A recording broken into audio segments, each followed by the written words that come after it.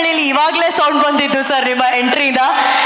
ಅಷ್ಟೊತ್ತಿಂದ ನಮ್ಮ ಧ್ವನಿಯನ್ನ ಕೇಳಿದರೆ ಅವ್ರು ಕಾಯ್ತಾ ಇರುವಂತಹ ಧ್ವನಿ, ಅವ್ರು ಕಾಯ್ತಾ ಇರುವಂತಹ ಕಂಠ ಇಲ್ಲಿದೆ ಸರ್. ಮೊದಲನೇದಾಗಿ ಕಂಗ್ರ್ಯಾಚುಲೇಷನ್ಸ್, ಅಭಿನಂದನೆಗಳು ಸರ್. 30 ವರ್ಷ ನಾವೆಲ್ಲರೂ ಕಿಚ್ಚನ ಉತ್ಸವವನ್ನು ಆಚರಿಸ್ತಾ ಇದ್ದೀವಿ. ಅಭಿನಂದನೆಗಳು ಸರ್. ನಿಮ್ಮ ಮಾತು ನಿಮ್ಮ ಅಭಿಮಾನಿಗಳಿಗೋಸ್ಕರ ಸರ್.